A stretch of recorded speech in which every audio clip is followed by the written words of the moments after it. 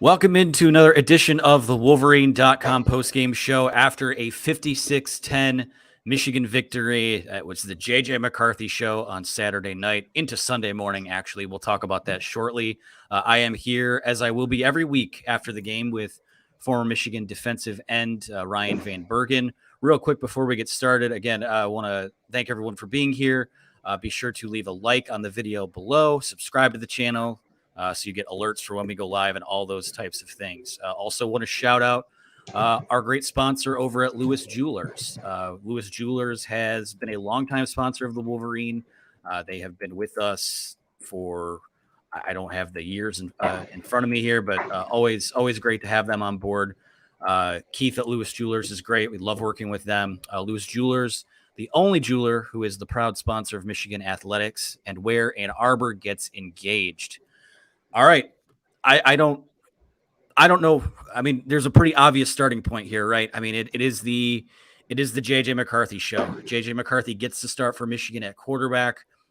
Jim Harbaugh, just right before we went to air, names him the starter for week 3, likely much longer than that. J.J. McCarthy, 11 for 12, 229 yards, 3 touchdowns.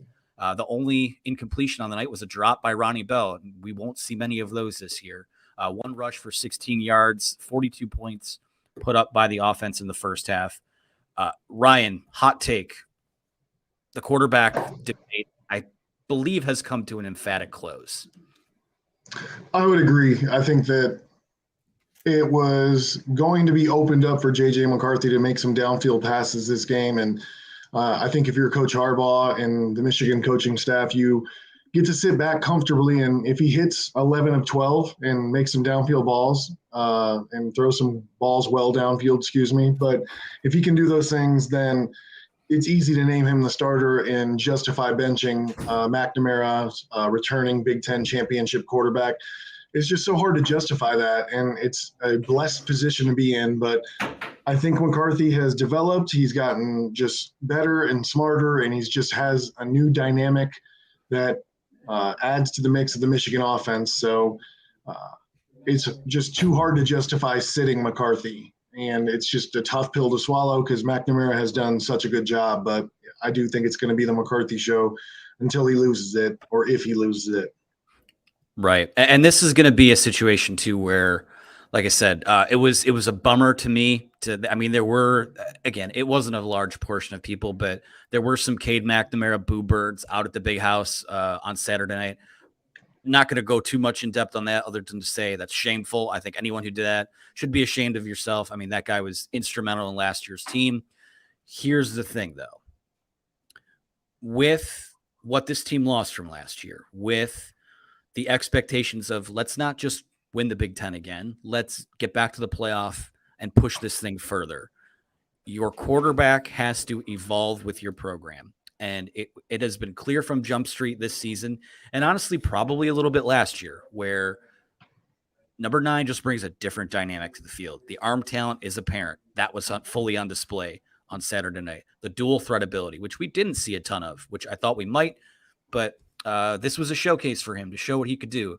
And the objective of this quarterback situation was to leave no doubt moving forward. It could have gone into week 3. It could have gone into week 4, week 5. To me, one guy, I hate to say it this way, but one guy folded under that pressure and the other has done nothing but thrive. And I get that it's just Colorado State and it's just Hawaii, but what we've seen from J.J. McCarthy the last 2 weeks is what it is supposed to look like. I think so. And I also think that this was an opportunity for him to show that he can do what Cade does. As well as add the little flavor that he can add. But he made a lot of in-pocket throws where he was just standing up tall, in rhythm, good timing, and throwing so his guys could make plays after they make the catch. And I think McNamara does a fantastic job of that. So he can do what McNamara does and then some. And that's why I think you justify McCarthy being starting quarterback moving forward, as much as you may like and appreciate what McNamara has done. And I will piggyback because I've been a guy on the field during Boo Birds. And McNamara, as if anyone's not deserving of it that's gotten Boo Birds, it's McNamara coming back from a Big Ten championship. So I commend you for calling them out, because let's be accountable and let's be better. Yeah, I mean, I'm not going to pontificate too much on this because the story of tonight is JJ McCarthy. Like I said, I mean, there's not a guy like anyone outside of Aiden Hutchinson, Hassan Haskins. I mean, Cade McNamara was every bit as important to that last year's team. It was exactly what they needed at the time. Now they need more. The other guy looks like he can do more. And it's never been about the arm talent. We know that JJ can throw down the field. We know that he can run the football. It's about he was going to take this job over once you do reach that level and start to do the little things well. Like I said, last week was supposed to be, when I came on here, I said last week, if he was going to have a claim to this job, he had to make it difficult on the coaches, and he didn't. I mean, it's on film. It's in the box score. What you did last year is irrelevant once it hits January 1 this year, and you commend the guy for all he did. But what we saw on Saturday was, again, I know it's Hawaii. That was a glorified 7-on-7. But when I mean, it was apparent throughout the night, but I believe it was the post route to Cornelius Johnson, right on the money, right where it needed to be. And then you fire one into Ronnie Bell for a touchdown the next play. Everything that happened before that was impressive. Those were the two plays where you go, I don't know if there's a justification for not starting this guy moving forward. I agree. I also think there's something to be said, and I feel bad being the martyr on the situation, but McNamara game 1, if you were to do a play-by-play of the first 30 to 40 plays he may have gotten, the amount of times he had receivers in route past the sticks, I mean, under 10%. Like, people thought he was throwing check downs. That's just where his receivers were. I think strategically, if you're the Michigan coaching staff, you gave McNamara the V4 front-wheel drive vehicle as an offensive play calling. And then with McCarthy, you gave him the keys to the Corvette and said, if you crash it, you're done. McCarthy didn't crash it. McCarthy went out there and he spun that Corvette and made it look beautiful. And that's what they now can hang their hat on and say, like, if this guy can run the offense this efficiently, he's our guy. And us as a Michigan fan base have to go, all right, sounds good. Yep. I want to address this from Theodore Frazier. He says, Cade doesn't deserve to be booed. However, we can't keep a superior talent on the bench because of past accomplishments. We have to look towards the future. I think that sort of hits on the earlier point about having to evolve with the program. Again, nothing that Cade McNamara has done over these first 2 weeks takes away from what happened last year. The guy is, as he said before, a Big Ten championship winning quarterback, but I think we've always gone into this with the knowledge that when JJ McCarthy is ready to be on the field, he's going to be too good to keep off the field. He was to a certain extent last year when you had these packages for him. And this is really, I mean, when you really sit back and think about it, I know that he had a few garbage time drives last year where, he lets it rip down the field for long touchdowns. This is really the first time where you gave that guy a chance to open it up and get some extended game action throwing the football. And I mean, he is as advertised and then some. I saw a report that he high-fived every player on the team before the game. When we spoke to him in a media setting earlier this week, he was every bit the part. I mean, he's the complete package. And like I said, with the Big Ten being again, I think this is even a little less wide open than it was last year. I think it does come down to Michigan and Ohio State again. This is a potential super weapon that can take you to the next level. But we can keep taking questions on JJ, comments on JJ. I mean, any other takeaways from you on his performance before we kind of move into some of the other takeaways? I mean, it was exactly what Harbaugh said it was. It was really flawless because of the one drop. I mean, he did everything he was supposed to do and then some. He's special. He might be the best quarterback in the Big Ten if he gets a full season and opportunity to start. And that's saying a lot considering C.J. Stroud was at the Heisman ceremony last year. And there's other good quarterbacks in the Big Ten, but he is a special talent. And the thing that I think everybody has been worried about, including the Michigan coaching staff, is he going to be safe with the ball? Because it's just an overlooked quality that McNamara brings is how conservative and safe he can be at times that protects the ball. But I think the nail in the coffin, and when Harbaugh decided he's going to announce it tonight that McCarthy's moving forward, was McNamara's throw that ended in a interception turnover. I think that was unfortunately the nail in the coffin as far as it's going to be the McCarthy show until he shows any flaws or weaknesses. And I am on board. It's tough. Benching has a negative stigma. You get benched, it's bad. But McNamara is a very good quarterback, deserving of playing some high-level football, but McCarthy's special, and he needs to see the field. I'm with you there. Like I said, Cade McNamara, it was a little, some of the usage of him was a little odd because he comes in and I think his first couple drives were with the second and third team offensive line. He got killed on the one drive. That was the starting O-line. CJ Stokes dropped the ball. He just, again, I do feel bad for the guy, but it's all about this year. Jim Harbaugh said last year that the quarterback position at best is leased. No one has a claim to it. It comes out through competition. So, let's move into, I want to actually talk about the opponent for a second and this non-conference schedule, because it's not something that I got to address with you last week. You played a handful of non-conference games when you were in the maize and blue. Have you ever seen, I hesitate to say soft because it's disrespectful to the opponent, but have you ever seen a non-conference schedule? Because you're going to play a UConn team next week that lost 48-14 to Syracuse this week. Have you ever seen 3 consecutive games to start a season where like it looks dominant and it looks the way it's supposed to look, but there are a lot of things that we might not know about this football team yet? Would you like to see them maybe be a little more tested? I believe so, especially with the 12-team playoff coming. I would say, yeah, absolutely.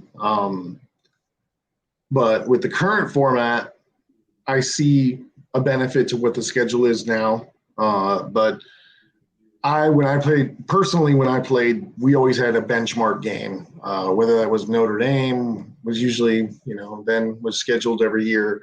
But you kind of want that benchmark game to it's going to humble you either way, but either, be your first loss and then rallies the troops, gets the team ready before Big Ten, or you win one that's against a ranked opponent and you feel like, all right, we're on the right track. But either way, a benchmark game early is helpful, and to not have one is a concern.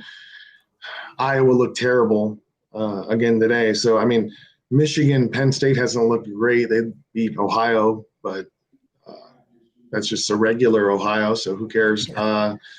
We're not going to get tested till the end of October, and I was on a Rich Rod team that I think went 5-0 and went 6-0, and then we get in the Big Ten and we haven't been tested, and it becomes an issue. But the one thing I think Michigan's doing a great job of is making the most out of these early games that are not necessarily so competitive, still taking shots downfield, not just running the clock out, repping guys in. So many freshmen are playing on that's national exposure for recruits. So as much as you can do with the schedule right now, that wouldn't be the best, when it comes to strength of schedule in the first half of the season. I think Michigan's orchestrating it and maneuvering through it the best way that you can. And would I prefer to see a test? Yes. I'd prefer to see a test more when there's a 12-team playoff versus right now. Well, let me ask you about Hawai'i, because this is a team that I believe, if reports are accurate, was being paid $1.9 million in guarantees to come play this game. I think they knew the state that program is in. They had a lot of guys transfer out. They had a coaching change, just a program kind of coming off complete disarray. There were whispers in the press box that there was a handshake deal about calling off the dogs after halftime, and the play on the field sort of pointed to that. But I guess just in general, what can you learn? What do you learn from a game like this? Is it only if it looks poor that there's something to take away from it? Because they executed about as well as one could in just about every area while the starters were still in the game. So what do you learn about a team in a game like this? Is it more just conditioning and game reps and live bullets, or is there anything else to take away from it? I think the top that comes to my head right away is discipline. When you get new guys in there, new bodies rotating and playing, are there starting to be penalties that incur? Are you starting to see breakdowns? Are there missed assignments, misalignments, things that can occur easily, especially after you get past the first string, second string, mixing in third guys, freshmen. And for the most part, it seems like we, are dialed in I feel like everybody's got a good knowledge, considering we have a first-year defensive coordinator or co-defensive coordinators, and offensive coordinators are working together new. And there could be a lot of confusion. There could be a lot of let's iron out the wrinkles, and provided, yeah, our competition's not that great, but you would see like discombobulation, miscommunications that would show up regardless of who the opponent was. So to me, those are things that are good takeaways that this team is on the right track, and hopefully when met with good competition is going to be able to execute in the same way that they are now. Yeah, it's all about how it looks in games like this. Is it clean? I mean, it was a cleanly played game for Michigan. Only 3 penalties on the night. I think a couple of them were later in the game. Again, it just everything looked, especially when the starters were out there, the starting offense. I think the only time they punted, I'll go back and check the drive chart here. The only time they punted when JJ was in the game was when they started at their own 8-yard line. Other than that, it was touchdown, touchdown, touchdown, punt, touchdown, touchdown. Those were okay. There were 2 punts in the first half. My bad. Brad Robbins did get a little bit of work tonight. But again, yeah, you did what you're supposed to do. I think, the overarching thing is, from a JJ McCarthy perspective, he was going to be held to the same standard that Cade was, where, hey, you come out, you get the start. It has to look sharp. It has to look crisp if you want to have a claim to this job. And it was flawless. There's no other way to describe how that went down. So I want to talk a little bit before we get into questions and things like that. I want to talk the Big Ten through 2 weeks. I mean, the Big Ten West, I think, is a nightmare right now. I don't know how many games of Big Ten football you watched. I know you were at Michigan last week on the field, but does this right now look, I mean, are there questions about Ohio State with what Notre Dame, Notre Dame loses it to Tulane today. So questions about Ohio State potentially, but it's still, to me, it feels like a 2-horse race right now. Is that how you would read it as well? Michigan State seems dangerous as far as on our side. I think Michigan State's a good team. I know they haven't played a ton of competition, but I just feel this feeling that, because I thought, oh, wow, Ohio State, Michigan looked like top 2. It's pretty clear. And then Michigan State comes and pitches a 50-point victory shutout, versus Akron, which, MAC school, whatever, but any shutout significant. And I think Michigan State's going to be a good team. Wisconsin getting beat today, shocker. Iowa, not as much. But, yeah, I mean, hopefully the addition of USC and UCLA, whenever that happens, I don't know. Last year, it was very clear the top 4 teams in the Big Ten were all on the same side of the division. This year, I think the top 3 teams, very, very early impression, is they're all on the same side of the division. And that's not the best way to represent the Big Ten. So I hope that's something can be figured out. But yeah, they're a mess on their side, and Ohio State, I think, might not be operating on all 8 cylinders yet. But that's how they are. I mean, last year, same thing. Lose to Oregon week 2, and right. They'll get it figured out. They got the talent, they got the coaching staff, but they might not be. They might not be number 2, number 3, whatever they're ranked right now. They may not be that in the country, but it doesn't matter rankings right now. So yeah, it's week 2. A lot of football still to be played. Hutch, let's go to a question if we can. We got one here from Matt McClain. So if we can bring that one up. I'll start it while Hutch brings it up. Matt McClain asks, hey, guys, did you know that JJ is going to be the starter now? Just in case no one said that yet. I'm sure it won't be a topic of discussion anymore ever. Yeah, JJ, for those that are just joining in on the show, watching live on YouTube, JJ is going to start week 3.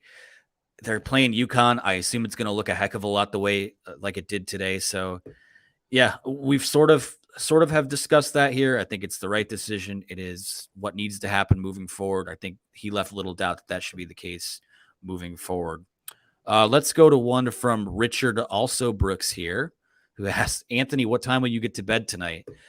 I mean, right now it's looking like I won't even get out of this press box until at least 2:00. So we'll see. I can see this being a 4:30 a.m. type of night, and get 5-6 hours of sleep and recharge to write and taking some NFL football tomorrow. So I'll go back to Matt McClain, who says, how do you think they will utilize the running backs?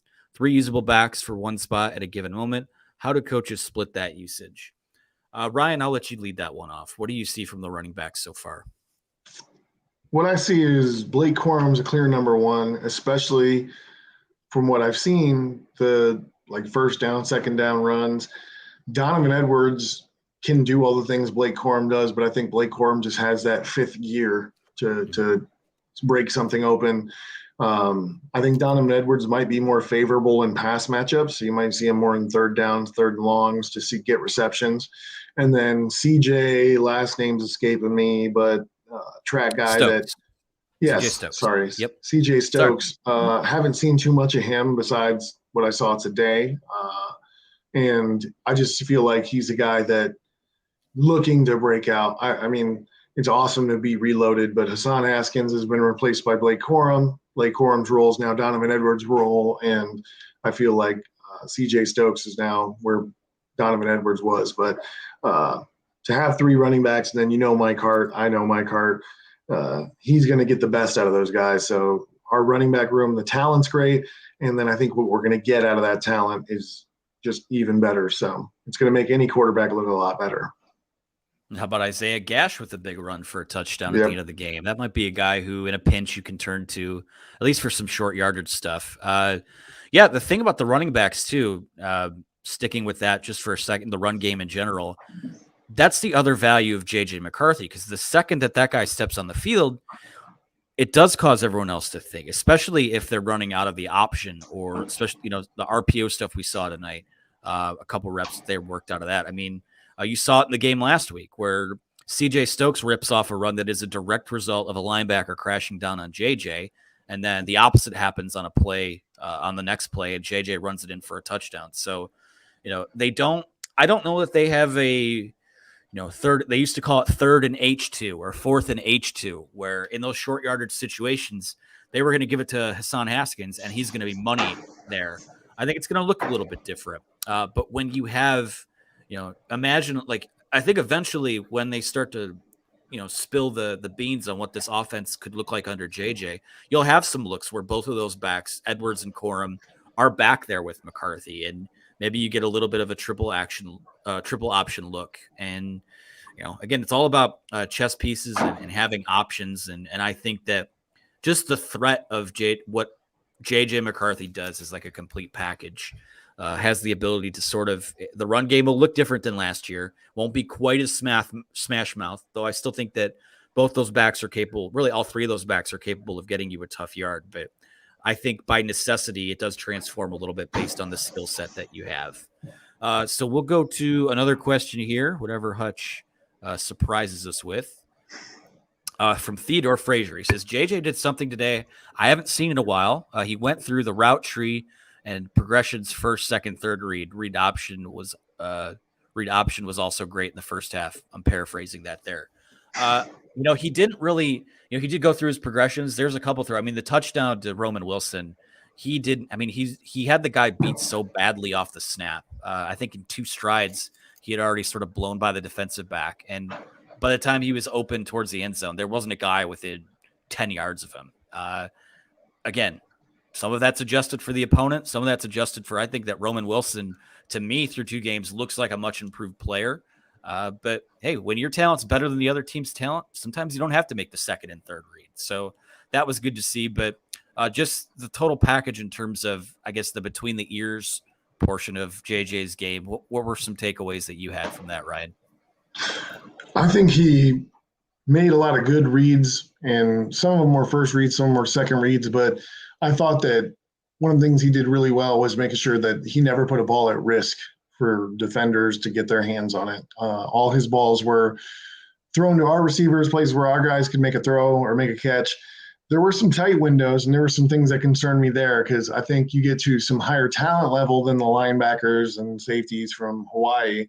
Maybe they're able to make a better play on the ball, but there's a lot of what ifs, and they didn't happen. So I'm not going to judge him off what ifs. So I thought he made a lot of good throws, a lot of good in rhythm throws that were accurate and away from defenders. And there's only so much you can say. He played as well as you can play against a team that pretty much anybody would look good against. So not to take away from what he did, but it's just Hawaii's in a program in turmoil. So if he didn't look great, it'd be a problem.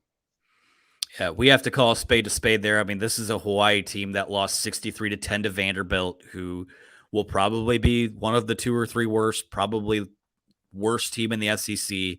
Western Kentucky blew them out.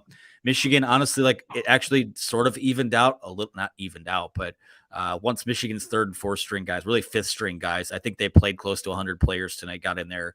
Hawaii was able to drive up and down the field a little bit. But yeah, that's a bad team. But they did what they're supposed to do against a team like that. I actually thought that they would have a few more turnovers. I predicted that they'd have 4 turnovers tonight because Hawaii had been so loose with the football. But Michigan was the only team with a turnover, and that was on Cade McNamara's interception. So I guess sort of credit to Hawaii for playing as clean a game as you can in a situation like that. But I want to talk about real quick, and we'll go to some other questions here. But Hutch, if you could bring the schedule up for me, cue that up real quick. I want to talk about when this team, sometimes, it's less about being like, when will this team face a little bit of adversity? Obviously next week against UConn, I do think that UConn will probably be a little more competitive than these first 2 opponents, just because I think they're probably, I mean, Jay Norvell's a good coach, but I think Jim Moore is a guy who has been in the NFL. Maybe a little more resistance there, but you look up and down the schedule, you got UConn, you've got Maryland too. That's a team that has taken care of their business in non-conference right now. But that's it. When Big Ten play starts is when that team usually crumbles, and that's a home game. They don't play a lot of good defense either. So again, I don't know if at Iowa, that looks a lot less daunting unless it's a night game, because weird stuff happens. Weird stuff happens there anyways when you go on the road. So going to face some probably physical adversity at Iowa, but other than that, that game doesn't look as difficult as it did. Indiana looks like one of the 2 or 3 worst teams in the Big Ten. It's really, you don't want to say they won't be tested, because the Rutgers game happened last year, where a game kind of comes out of nowhere and gives you some trouble, but it's almost like that first big test comes in a pecking order game against Penn State on October 15th. Just, I guess, thoughts on the next 5 weeks. After that, you'll go into a bye and play Michigan State. So thoughts on what's ahead, and do you see much resistance coming? I don't see a ton of resistance coming, but I do think Maryland is a improved team. I don't know if they're improved enough to provide a challenge for the Michigan team that we're looking at. Iowa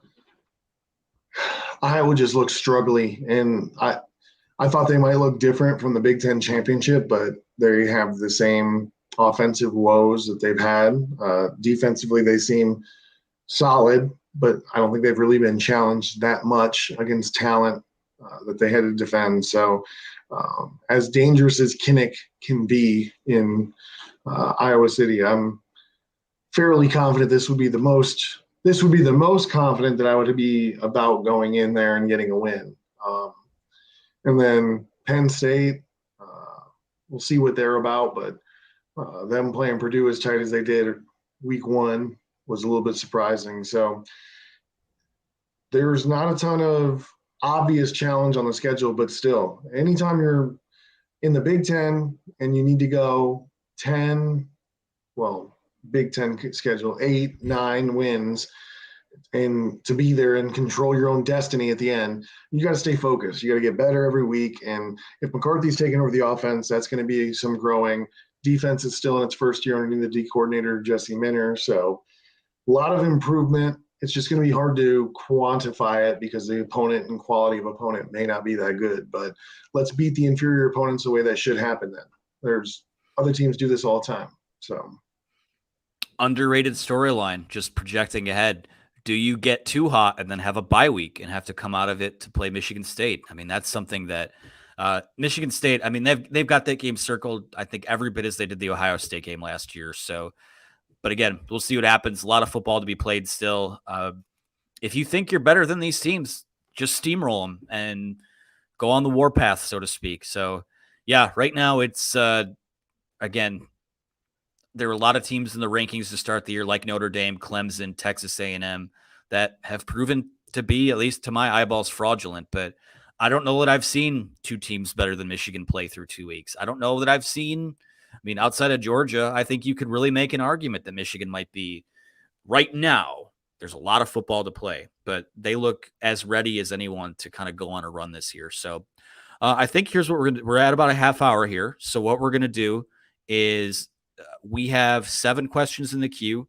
Hutch, let's clean those out and see where we're at. I think that might be kind of it for us, being that it's a late night game. So again, we appreciate everyone for sticking around. We're going to go to some questions now to kind of close things out, maybe queue up the expectations for next week. But yeah, I think that your eyeballs did not deceive you tonight. This was every bit the game that you thought it would be. Michigan wins 56-10 over Hawai'i. This is from D. Brown, who asks, is Donovan Edwards okay? I don't like how he ran the ball on that touchdown after that tough catch. Yeah, I'll be honest with you. Didn't really see him.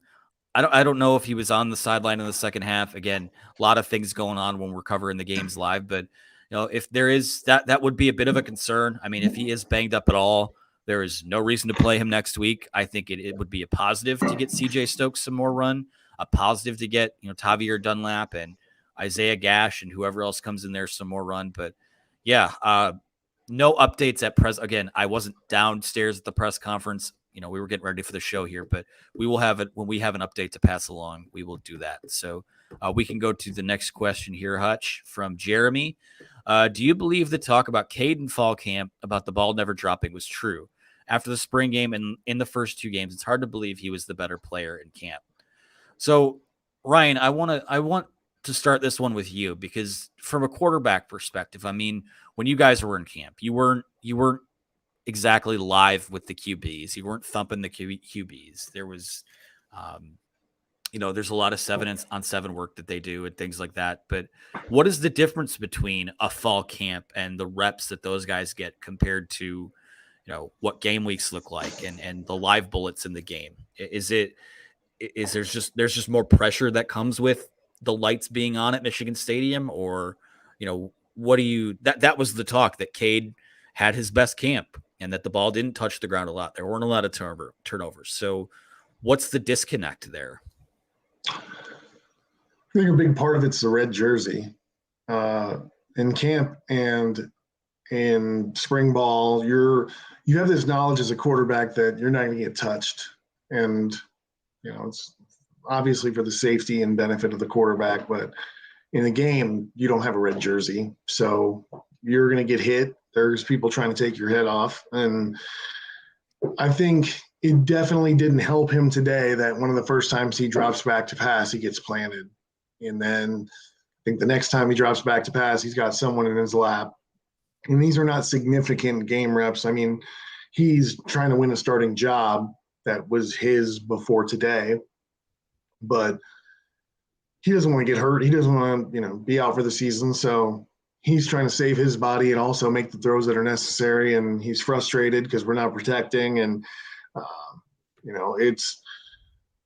it's not apples to apples when you see how an efficient offense operates, practice versus game. And I also think that any card that could have been dealt to McNamara today that was not in his favor was dealt to him. So tough break, but I want the record to show too, that drive where he did take a sack. I mean, Ryan Hayes, that's a 5th-year guy who gets beat. Trente Jones, your starting right tackle, gets beat. And Zach Zinter, a guy who a lot of people will tell you is this team's best offensive lineman, got beat 3 plays in a row, and there was a drop. And, and to put the conspiracy, I don't think those guys weren't blocking for Cade. That's not how this works. It looked a lot of ways like it did in week 1. I thought they were kind of iffy last week when he was in the game as well. Again, I think it's just it's more poor timing than anything else. I don't think that anyone's olaying to get Cade hurt. I mean, there's the way that JJ runs, he takes a hit and he can be a little reckless with his slides. If he takes a hit, that guy's going to play this year, and he still might. I'll make this proclamation right here, right now. Cade McNamara is going to factor into an important game this year by necessity. It's just over the course of a season, sometimes that's just how it plays out. So again, the Boo Birds,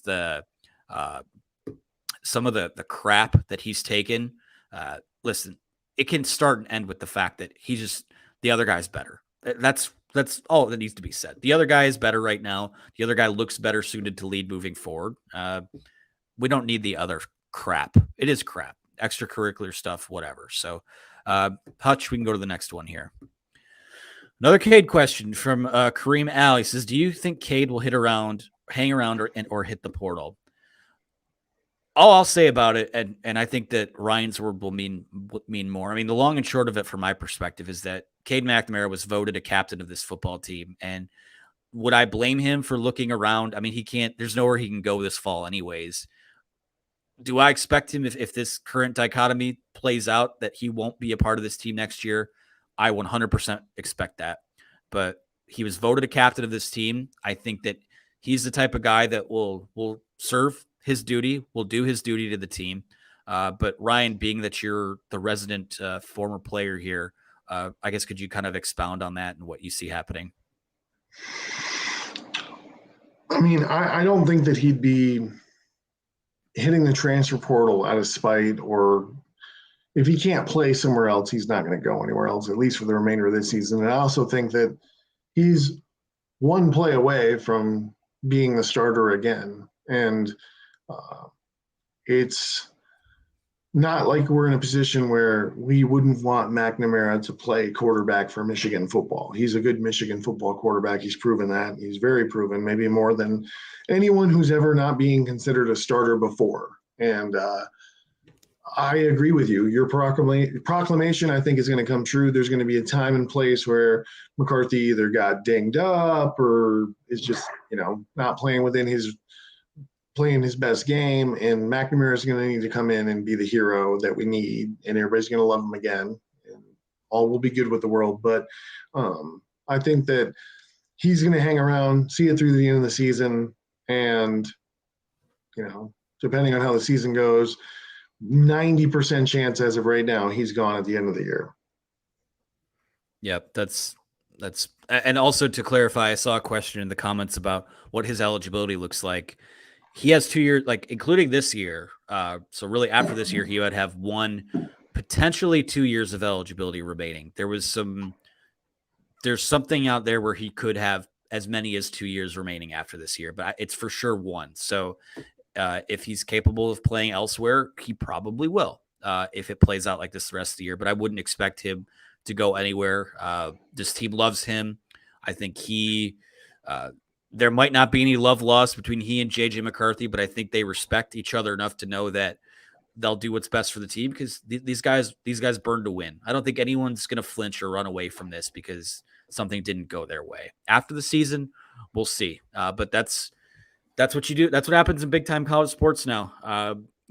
Eventually Jalen Hurts gave way to Tua Tagovailoa. Kelly Bryant gave away to Trevor Lawrence.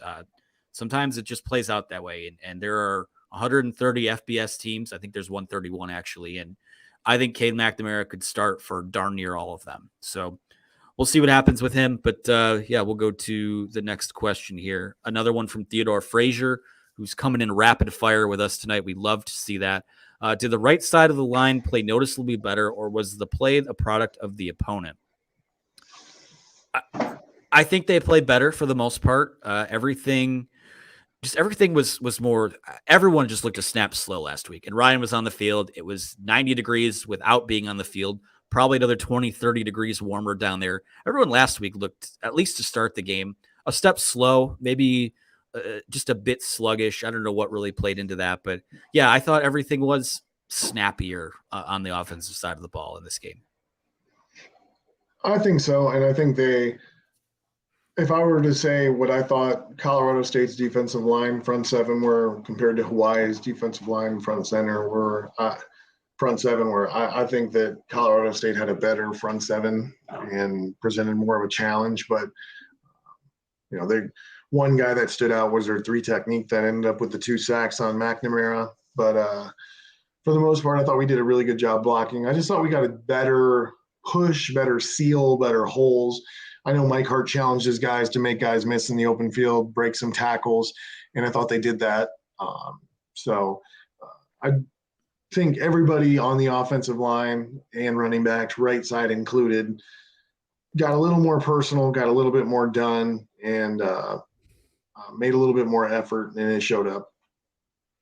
I can't believe I didn't think to ask you this sooner, Ryan. Were you on the Lightning, the team that had the lightning delay against Western Michigan, or was it the game was called early?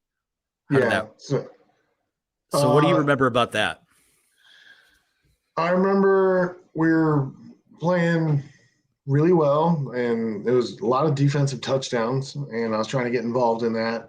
But unfortunately, we went in for halftime. Everything was good. Came back out for third quarter, played like maybe the first 5-6 minutes of the third quarter, and then lightning delay. So they sent us back up to the tunnels.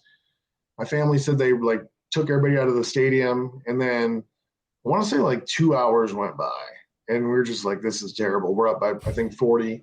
And the refs came in and like kind of went with Coach Rodriguez at the time, or was it Hoke? I think it was Hoke.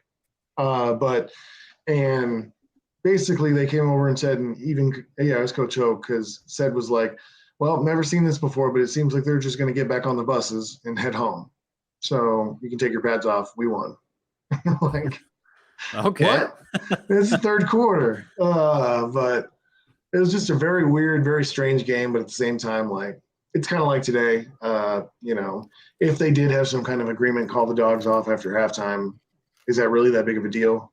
These teams weren't going to compete with each other. And I think both sides knew that. So it is what it is. And hopefully no one came out with any significant injuries and everybody's healthy to play the next week. Yeah. And if they're not healthy enough to play next week, there's nothing wrong with that, because it's going to look a lot like the first two has. So there are two in the queue from Jeremy. I mean, this is last call for questions. If anyone has one they want to get in, probably have room for one or two more, but if not, we'll close out on these. This one's from Jeremy, who says, do you think Roman Wilson has turned into wide receiver one? Shows up every week. I don't know. Let me just say this. A lot better showing tonight from Ronnie Bell and Cornelius Johnson than last week. I think those guys were kind of on notice for, again, last week. Ronnie Bell had a drop again tonight, but responded. He was their leading receiver, 6 catches, 74 yards. Cornelius Johnson had 2 catches for 71 and a touchdown on that.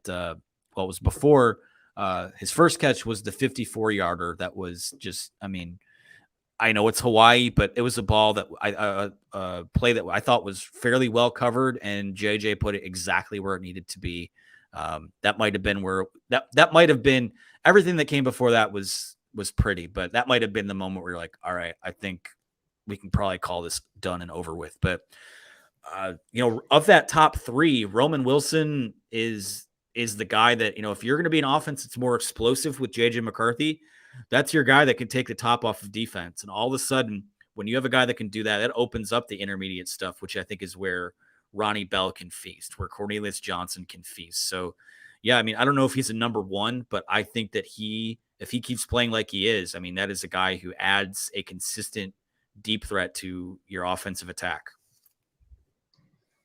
I think so. And I think that there was just this interesting dynamic to our Michigan offense that it existed last year too, that it benefits us to spread the ball around because of the athletes that we have and what they can do with the ball. And Roman Wilson to me, reminds me of when I played Mario Manningham, just this extra speed, double route, get behind you type guy. And even though Mario Manningham was awesome, I don't know if I would have called him receiver one, because we had Adrian Arrington. And, so when you say wide receiver number one, I think Braylon Edwards, clutch time, got to throw it to somebody. And I don't know if that's necessarily how I would describe Roman Wilson. He's a guy that has definitely made the case that, hey, he needs to get 5, 7, 9 touches a game, because he might do something special with it. But I think Ronnie Bell's right there. I think Andrell Anthony, we haven't seen much of him yet, but I think as soon as he gets opportunities, because you haven't seen him throw it his way, but as soon as he gets opportunities, he's going to do well. So we've got this blessing of all these options. And I'm very happy with where he's panned out to be, and think we can continue to find ways to use him. But as far as wide receiver one, I just think he's a wide receiver that we got to be involved with or get involved with the game every game. Yeah, he's been your best wide receiver through 2 weeks, at least Mm-hmm. from a consistency standpoint. But there's a lot of football left to be played. So I'll do this. We don't have to bring it up, but Jeremy also said, this is just a quick hitter. Did it look like Hawai'i was worried about the run compared to Cade, where they put their ears back and went straight pressure? In a nutshell, yes. I think that's just the difference in what JJ brings to the offense. So, Jeremy, thank you for the great questions this evening. We're going to go now to Matt McLean. We'll do a question from Zaid after that, and then we will wrap things up. So Matt McLean asks, who is your defensive MVP through 2 games? Junior Colson's up there. He's just so consistent, and just always is making the plays that he's supposed to make. And our defense is running smoothly, I think, a lot in part to what he knows and how he can get the team organized. And I think that he's been playing really well. I think today, Jamon Green, who we've all had questions about, got tested a little bit and played really, really well. Not enough to be the MVP, but played well. So, yeah, I would say for right now, I'll stick there. But I think that we've got a lot of talent on defense that, not in a bad way, but was overshadowed by how good Hutchinson and Ojabo were last year. I think we got a lot of guys that are just like Junior Colson that are going to make an impact. And, not only are they starters and contributors on Michigan, but would be the same way at a lot of other schools. Like, we're not to where Georgia is yet or was last year on defense, but we are talented and seemingly deep. And that's really exciting because when's the last time you got to say that about Michigan football? Yeah, they're coming at you in waves right now. I'm going to go with Jalen Harrell, a guy who had 7 pressures last week. He had at least 1 or 2 tonight. I'll be interested in seeing how Pro Football Focus charts what he's done. But that's a guy, anyone who's followed our content throughout the offseason, that's a guy I've been high on because last year I thought he did a really good job in you come in for David Ojabo, you set the edge, you play and run support. I think he plays pretty well in coverage, and then you add a pass rush to that, and all of a sudden you do all those things consistently, and you're a top 2 or 3 player on the defensive side of the ball. Really impressed with what he's brought to the table so far. And if he keeps that up, he is that's an invaluable piece on Michigan's defense. So still think the pass rush can come at you in waves, but right now I think he's been the best, most consistent guy through 2 weeks. So we'll go to one more from Zaid and then call it a night. It is 1:37 a.m. local time. God, that 1 hour, it just set everything back. So, Zaid, do you think JJ can produce NFL receivers out of Michigan, something this team has lacked over the last decade? It's a little premature to say that. I think they have NFL caliber guys in like Ronnie and Cornelius, and again, Roman Wilson keeps this up.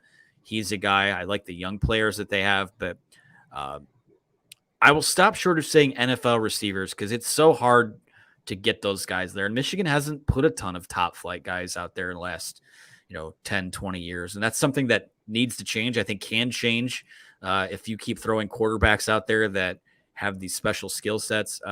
The one thing I'll say about JJ is I think that having a guy like that at quarterback can do wonders for realizing the potential of what your wide receiver room can be. So I don't know if there's a first-round NFL receiver on this team. I don't know if there's a 4th or 5th-round receiver on this team. But I think when you have a guy like that who is special, he is. We can see it. It will go a long way in maxing out the potential of whoever emerges in that room. I think so, too. And I guess my answer is yes, I do think JJ can provide enough balls and opportunities for receivers to go make these plays, but JJ doesn't make these receivers NFL prospects. These receivers are who make them prospects. So they're going to have to go out there and win day in, day out, and not against Hawai'i and not against Colorado State, but against Penn State, Michigan State, Ohio State. And that's where we're going to see how good are these receivers, because I think that there's probably a lot of receivers in Division I college football that would have good games if they were targeted against a Hawai'i. But when the talent steps up, can you separate yourself? And I think a lot of these guys are going to be challenged with that. Unfortunately, not till October, and then we'll see where the kind of chips fall.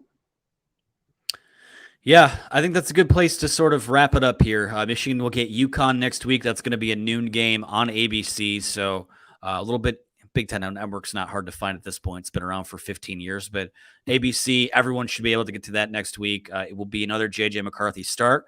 And this week's start, 56-10 final over Hawai'i. Didn't cover the big spread, but Vegas knows it opened at 46. Michigan won by 46.